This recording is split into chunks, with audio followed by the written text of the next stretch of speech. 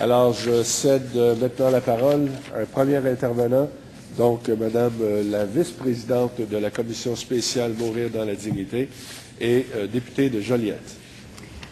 Merci, Monsieur le Président. Alors, je suis particulièrement heureuse et fière de prendre la parole aujourd'hui à la suite du dépôt de cet important rapport, je pense, de la Commission spéciale Mourir dans la dignité. Je le fais avec beaucoup d'émotion parce que c'est un rapport spécial qui fait suite à une commission spéciale à laquelle, d'ailleurs, vous avez été partie prenante pendant un bon moment. Et je vois aussi le ministre délégué aux Affaires autochtones, le député Jacques Cartier, qui a présidé avec brio la première année de nos travaux. Et je vois tous mes collègues qui ont été membres de cette commission et d'autres collègues qui, j'imagine, sont ici parce qu'ils ont un grand intérêt pour nos travaux. Et j'en suis très heureuse. Monsieur le Président, il y a des moments de grâce en politique. Il n'y en a pas tous les jours, mais je pense qu'on en a vécu un avec la commission spéciale sur la question de mourir dans la dignité. Et vous savez, ce qu'on vit en ce moment, politiquement et socialement, est assez lourd. Nous vivons des moments chargés ici à l'Assemblée nationale. Nous avons des points de vue qui s'opposent et des fois nous débattons avec force. Et c'est aussi ce qui a été le cas pendant les 2 dernières années, de nos travaux, où il y a eu ici aussi au Salon Bleu des débats assez virulents sur un certain nombre de sujets.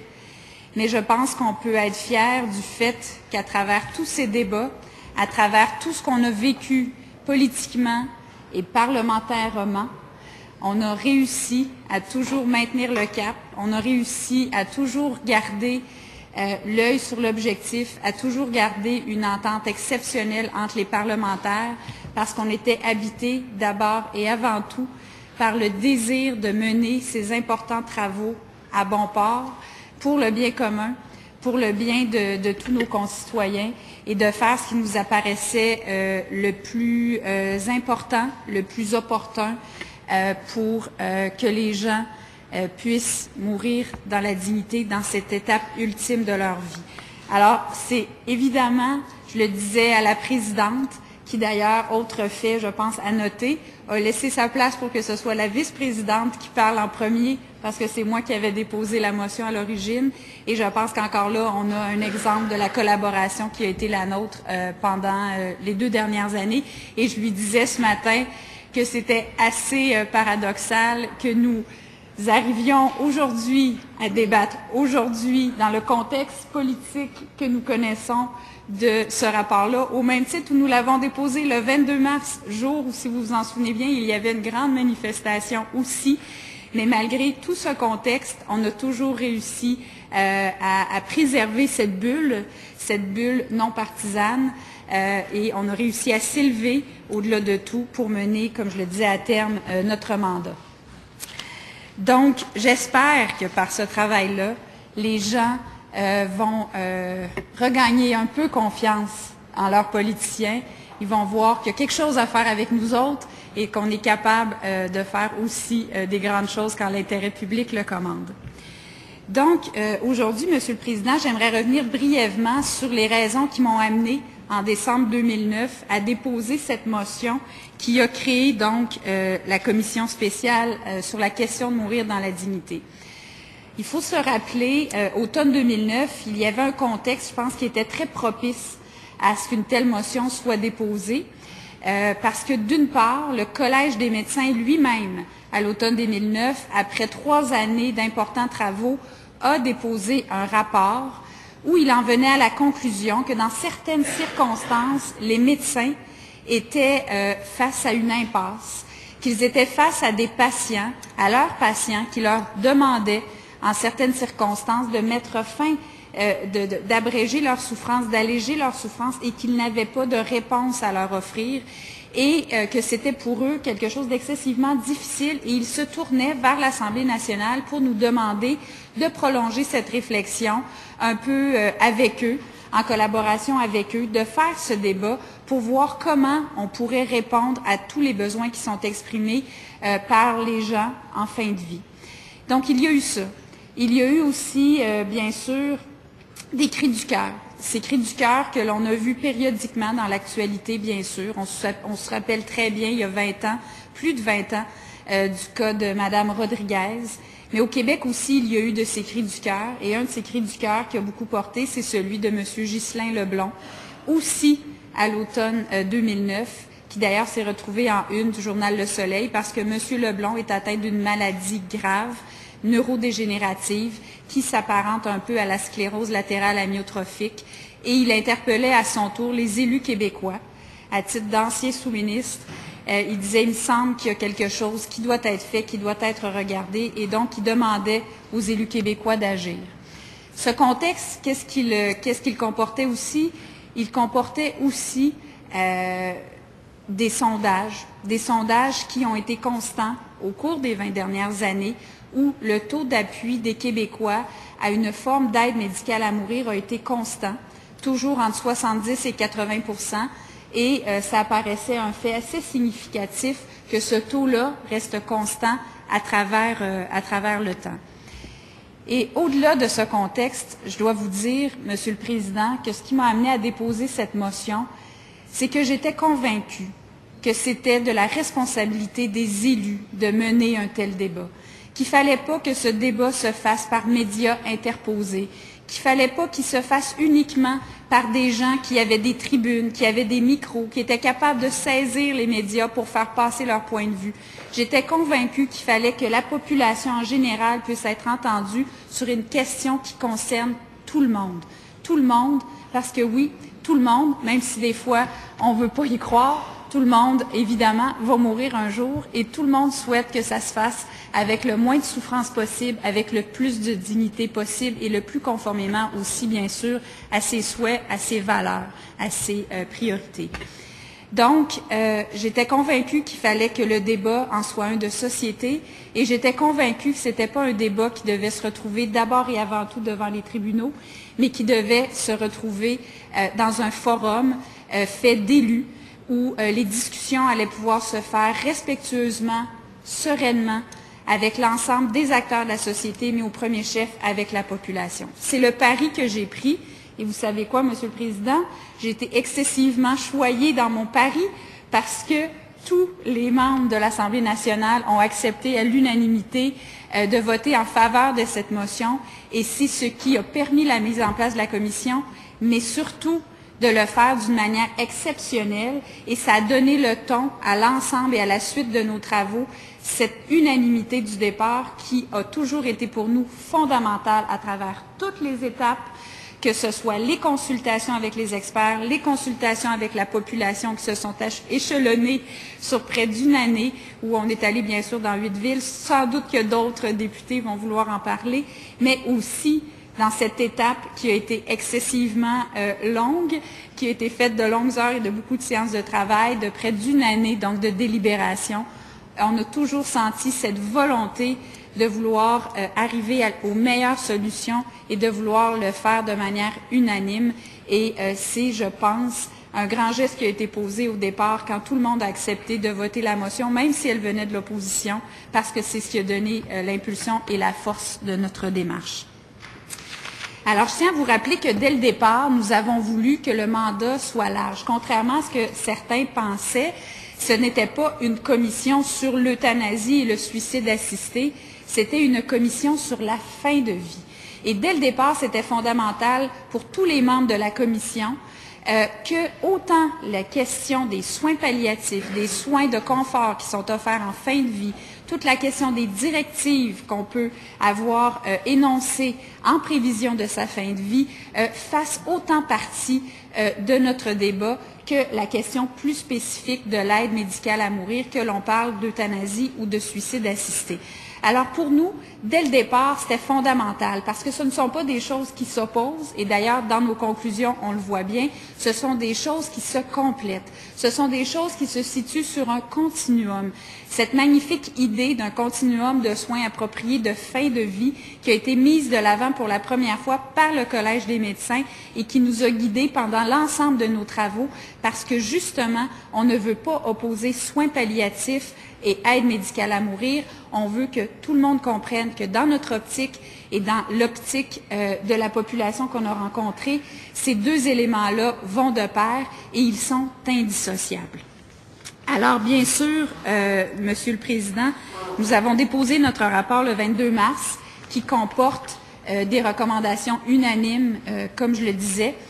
Et ces recommandations portent donc sur 3 principaux sujets: les soins palliatifs, les directives anticipées de fin de vie, donc toute l'expression en amont de sa fin de vie, de ce que l'on voudrait ou non avoir comme traitement en fin de vie, exemple, être réanimé, ne pas être réanimé, avoir des soins exceptionnels, ne pas avoir des soins exceptionnels, vouloir, par exemple, vivre dans une maison de soins palliatifs si on n'est plus en mesure d'exprimer de manière libre et éclairée notre consentement. Et, bien sûr, 3e élément important, toute la question de l'aide médicale à mourir, de l'euthanasie plus spécifiquement.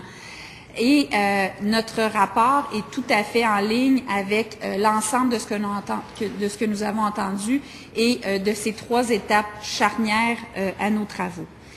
Pour ma part, comme nous l'avons dit lors du dépôt du projet de loi, les soins palliatifs demeurent la solution par excellence aux gens qui souffrent en fin de vie, parce que ce sont des soins exceptionnellement importants. Nous avons vu devant nous plusieurs intervenants qui nous ont impressionnés par leur expertise et par tout leur dévouement et qui œuvrent quotidiennement en soins palliatifs. Et je sais que d'autres collègues ont des expériences personnelles dans le domaine des soins palliatifs. Ils vont vouloir en parler plus longuement, mais pour moi, c'est important de leur dire merci. De leur dire merci de ce qu'ils font au quotidien et de leur dire merci d'avoir partagé avec nous toute la complexité de leur travail, toute la subtilité de certains gestes qui sont posés en fin de vie aussi. On pense notamment à toute la question de la sédation palliative, continue, intermittente, des notions avec lesquelles nous avons été familiarisés donc pendant ces 2 années de travaux.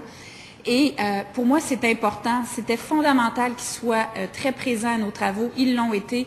Je les remercie de cette générosité à l'égard de la Commission et je les remercie aussi de leur générosité au quotidien dans tout ce qu'ils font. Et je dois vous dire que c'est rassurant pour des gens qui savent qu'un jour, ils vont franchir cette étape ultime dans leur vie, de voir des gens aussi qualifiés, aussi compétents et aussi dévoués. Alors, toute la question des soins palliatifs, c'est bien sûr la réponse par excellence, mais force a été de constater, à la lumière des témoignages de la population, à la lumière des témoignages d'experts, de différentes associations, parce que beaucoup de groupes de la société civile se sont mobilisés aussi, qu'il y a des situations exceptionnelles qui commandent une solution exceptionnelle, et c'est pourquoi nous en sommes venus à la conviction qu'il fallait permettre, avec des critères et des balises excessivement bien définis et stricts, dans certaines circonstances exceptionnelles, une aide médicale à mourir. Et j'aimerais dire quelques mots, Monsieur le Président, sur ce sujet plus spécifiquement, sur le fait que l'ouverture vers une aide médicale à mourir peut faire peur à certains.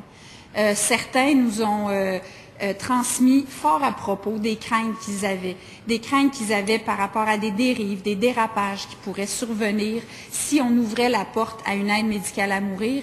Et je veux leur dire, et je pense que mes collègues sont tout à fait d'accord avec moi, parce que ça a occupé une grande part de nos travaux, que pour nous, il est indissociable que l'aide médicale à mourir soit associée à des critères et des balises très strictes, car ces craintes qui ont été exprimées devant nous, nous les avons prises très au sérieux, et c'est d'ailleurs une des raisons pour lesquelles nous avons voulu aller voir sur le terrain, notamment en Belgique et aux Pays-Bas, comment les choses se faisaient très concrètement au quotidien pour s'assurer qu'il n'y avait pas de telles dérives et de tels dérapages. Nous en sommes revenus convaincus et ça aussi, je suis convaincue que certains collègues vont vouloir en parler davantage. Donc, indissociable. Et c'est pour ça que nous avons pris autant de soin à avoir une approche équilibrée. Et cette approche équilibrée, Monsieur le Président, on la retrouve notamment aux recommandations 13 et 14 de notre rapport, qui, je pense, sont vraiment au cœur de nos recommandations. La recommandation 13, elle vient dire que nous recommandons que les lois pertinentes soient modifiées afin de reconnaître l'aide médicale à mourir comme un soin approprié en fin de vie, si la demande formulée par la personne respecte les critères suivants selon l'évaluation du médecin. Donc, tout ça va se faire, bien sûr, dans une collaboration étroite entre le patient et son médecin. La personne est résidente du Québec, bien entendu, pour éviter que des gens d'ailleurs puissent venir ici spécifiquement dans le but de recevoir une aide médicale à mourir.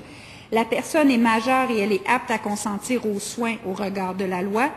La personne exprime elle-même, à la suite d'une prise de décision libre et éclairée, une demande d'aide médicale à mourir. Ça, c'est fondamental.